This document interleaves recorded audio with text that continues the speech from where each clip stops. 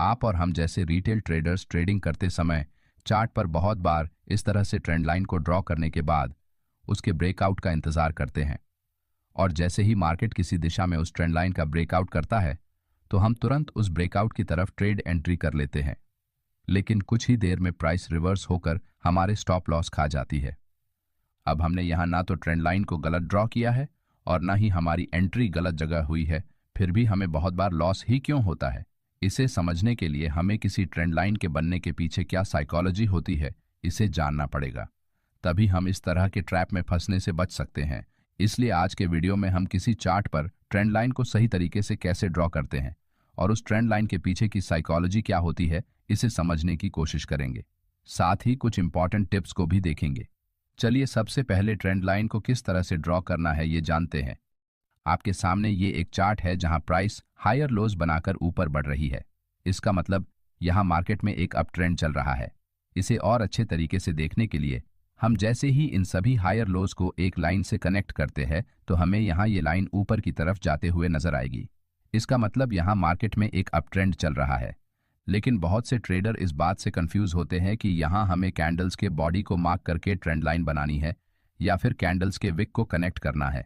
देखिए, किसी भी मार्केट कंडीशन में ट्रेंड लाइन को ड्रॉ करते समय आपको सिर्फ ज्यादा से ज्यादा पॉइंट्स को टच करने की कोशिश करनी है।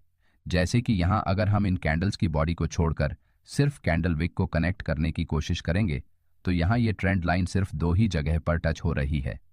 लेकिन वहीं अगर हम कैंडल बॉडी से ट्रेंड लाइन को बनाएंगे तो यहाँ ये 3 पॉइंट्स को कनेक्ट कर रही है। तो क्या हमें कैंडल विक को छोड़कर हमेशा सिर्फ कैंडल बॉडी को ही कनेक्ट करना है? इसका आंसर है नहीं। क्योंकि अगर आप हायर टाइम फ्रेम में किसी चार्ट को एनालिसिस करने के बाद लोअर टाइम फ्रेम में ट्रेड एंट्री करते हैं तो उस समय आपको हायर टाइम फ्रेम में कैंडल विक को भी कंसिडर करना पड़ता है, क्योंकि चार्ट्स पर हायर टाइम फ्रेम में लोअर टाइम फ्रेम के मुकाबले ज्यादा बड़ी कैंडल विक्स बनती है। जैसे कि यहाँ इस 15 मिनट टाइम फ्रेम वाले चार्ट पर कैंडल्स की सिर्फ बॉडी को कनेक्ट करते हुए हमने इस तरह से एक ट्रेंड लाइन बनाई है जिसमें कैंडल्स की विक को हमने छोड़ दिया है। अब इसी चार्ट को अगर हम 3 मिनट जैसे छोटे टाइम फ्रेम में देखेंगे तो यहाँ प्राइस ने 2 बार हमारी ट्रेंड लाइन को ऊपर की तरफ ब्रेक किया है, जिस वजह से हमें यहाँ ये एक ब्रेकआउट जैसा प्रतीत होता है, जिसे देखकर बहुत बार हम गलत जगह ट्रेड एंट्री करके अपना नुकसान करा लेते हैं। इसीलिए अगर आप बड़े टाइम फ्रेम में चार्ट एनालिसिस करके छोटे टाइम फ्रेम में ट्रेड एंट्री करते हैं तो उस समय कैंडल विक को कनेक्ट करना जरूरी है। लेकिन अगर आप छोटे टाइम फ्रेम में चार्ट एनालिसिस करके उसी टाइम फ्रेम में ट्रेड एंट्री करते हैं तो इस सिचुएशन में आप सिर्फ कैंडल बॉडी को कनेक्ट करते हुए ट्रेड एंट्रीज कर सकते हैं। यही सेम प्रिंसिपल आप डाउन ट्रेंड में भी इस्तेमाल कर सकते हैं। ट्रेंड लाइन को किस तरह से बनाना है ये सीखने के बाद अब आप ट्रेंड लाइन ब्रेकआउट्स पर क्यों ट्रैप होते हैं और इससे बचने का क्या उपाय है, इसे समझते हैं। ये निफ्टी 50 का 28 मार्च का 5 मिनट टाइम फ्रेम का चार्ट है, जहां प्राइस इस तरह से अपने प्रीवियस स्विंग हाई को ब्रेक करने के बाद ऊपर जाने की बजाय नीचे जाते हुए अपने पिछले स्विंग हाई के आसपास सपोर्ट बनाने की कोशिश करती है। अब अगर हम यहाँ इन हायर लो को एक ट्रेंड लाइन के साथ कनेक्ट करेंगे तो यहाँ मार्केट बार बार इस ट्रेंड लाइन का सपोर्ट लेकर ऊपर जाने की कोशिश कर रहा है। लेकिन कुछ ही देर में प्राइस एक बड़े रेड कैंडल के जरिए इस ट्रेंड लाइन और इस सपोर्ट को नीचे की तरफ ब्रेक कर देती है, जिसे देखकर बहुत से रिटेल ट्रेडर यहाँ शॉर्ट ट्रेड में एंट्री करते हैं और प्राइस के नीचे जाने के कारण अच्छा प्रॉफिट बनाते हैं। लेकिन जो ट्रेडर यहाँ मार्केट सपोर्ट लेकर ऊपर निकलेगा इस उम्मीद में लॉन्ग पोजीशन बनाने का इंतजार करते हैं, उन्हें यहाँ ट्रेड एंट्री करने का मौका ही नहीं मिलता। लेकिन नीचे जाने के बाद प्राइस जैसे ही यहाँ से ऊपर बढ़ने की कोशिश करती है तो यहाँ कुछ लोग इस तरह से फिर से एक ट्रेंड लाइन ड्रॉ कर लेते हैं। साथ ही यहाँ 23,500 की एक राउंड नंबर लेवल का सपोर्ट भी चार्ट पर मौजूद होता है। लेकिन एक बिग बेरिश कैंडल के साथ प्राइस फिर से नीचे आते हुए इस ट्रेंड लाइन को ब्रेक कर देती है। अब जो भी ट्रेडर यहाँ फर्स्ट ब्रेकआउट पर शॉर्ट ट्रेड में एंट्री नहीं कर सके, वो सभी मार्केट जैसे ही इस महत्वपूर्ण लेवल को नीचे ब्रेक करता है तो तुरंत शॉर्ट ट्रेड में एंट्री करने का मन बना लेते हैं और इस कैंडल के हाई पर अपने स्टॉप लॉस लगाकर शॉर्ट ट्रेड में एंट्री करते हैं।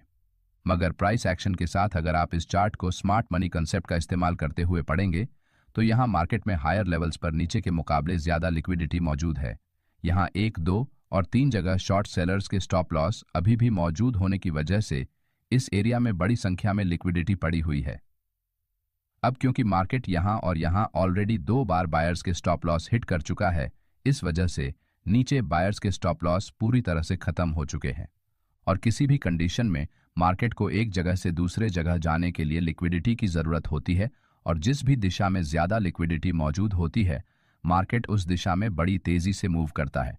लेकिन इस लिक्विडिटी को ग्रैब करने से पहले चार्ट पर आपको इंड्यूसमेंट यानी कि फेक ब्रेकआउट्स बनते हुए नजर आएंगे। जैसे कि यहाँ प्राइस पहली बार अपने प्रीवियस हाई को एक स्ट्रॉन्ग ग्रीन बुलिश कैंडल के साथ ब्रेक करते हुए यहाँ इंड्यूसमेंट क्रिएट करके और अधिक संख्या में बायर्स को लॉन्ग पोजीशंस में एंट्री करने के लिए उकसाता है। इसका मतलब यहाँ मार्केट उनकी साइकोलॉजी के साथ खेलता है और दूसरी बार फिर से प्राइस यहाँ चार्ट पर एक सपोर्ट बन रहा है, ये दिखाकर बायर्स को बुलाता है और उनके स्टॉप लॉस खा जाता है। उसी तरह अब क्योंकि यहाँ बायर्स को ट्रैप करने के लिए मार्केट में कोई जगह बची नहीं है, इसलिए मार्केट शॉर्ट सेलर्स को बाहर निकालने के लिए फिर से उसी इंड्यूसमेंट का इस्तेमाल करने के लिए यहाँ इस तरह से एक स्ट्रॉन्ग रेड कैंडल से ब्रेकआउट क्रिएट करता है, जिसे देखकर जो रिटेल ट्रेडर यहाँ शॉर्ट ट्रेड एंट्री नहीं कर पाए वो सभी इस ब्रेकआउट को देखकर शॉर्ट ट्रेड में एंट्री करते हैं, क्योंकि उनका माइंडसेट उन्हें ये करने के लिए मजबूर करता है। मार्केट में बड़े इंस्टीट्यूट्स अपना पैसा बनाने के लिए एक रिटेल ट्रेडर की साइकोलॉजी के साथ खेलते हैं और उन्हें लालच दिखाकर अपने जाल में फंसाते हैं। अब जैसे ही यहाँ बड़ी संख्या में रिटेल ट्रेडर्स शॉर्ट ट्रेड में एंट्री करते हैं वैसे ही मार्केट थोड़ा नीचे जाने के बाद बहुत तेजी से ऊपर बढ़ते हुए इन सभी के स्टॉप लॉस को खाकर इस लिक्विडिटी को पूरी तरह ग्रैब कर लेता है। इसलिए जब कभी भी मार्केट में ट्रेंड लाइन का ब्रेकआउट होता है तो उस समय उस एरिया में मार्केट के आगे बढ़ने के लिए क्या कोई लिक्विडिटी चार्ट पर मौजूद है, इसे ज़रूर देखें, क्योंकि बहुत बार प्राइस इंड्यूसमेंट यानी कि फेक ब्रेकआउट्स के जरिए आपको लालच दिखाकर ट्रैप कर लेती है। साथ ही अगर प्राइस बहुत दूर से चलकर आते हुए बिना रुके सीधे किसी ट्रेंड लाइन का ब्रेक करती है तो यहाँ ब्रेकआउट की दिशा में ट्रेड एंट्री नहीं करनी चाहिए, क्योंकि जो भी ट्रेडर्स यहाँ नीचे पोजीशन बनाकर बैठे हैं उनमें से बहुत से ट्रेडर यहाँ ट्रेंड लाइन के आसपास अपना प्रॉफिट बुक करते हैं, जिस कारण मार्केट में आगे बढ़ने के लिए स्ट्रेंथ नहीं बचती और वो रिवर्स हो जाता है। लेकिन वही अगर प्राइस ट्रेंड लाइन के पास थोड़ी देर रुककर ब्रेकआउट करते हुए उसके ऊपर सस्टेन करती है तो आप यहाँ छोटे स्टॉप लॉस के साथ ट्रेड एंट्री कर सकते हैं। साथ ही आप ट्रेंड लाइन के पास ट्रेड एंट्री करने के लिए RSI इंडिकेटर का भी इस्तेमाल कर सकते हैं। जैसे कि यहाँ हमारे पिछले उदाहरण में प्राइस लगातार नीचे गिर रही है लेकिन वही RSI नीचे से ऊपर की तरफ बढ़ रहा है। इसका मतलब यहाँ बुलिश डाइवर्जेंस क्रिएट हुआ है। इस ब्रेकआउट कैंडल के पास प्राइस और नीचे आई है मगर RSI ऊपर बढ़ा है, इसलिए यहाँ पर यह ब्रेकआउट फेक होने की संभावना ज्यादा है। इस तरह RSI का इस्तेमाल करके आप फेक ब्रेकआउट्स में फंसने से बच सकते हैं। अगले वीडियो में आप किस टॉपिक को समझना चाहते हैं कृपया कमेंट में जरूर बताएं और हमारे चैनल को सब्सक्राइब करना ना भूलें। धन्यवाद।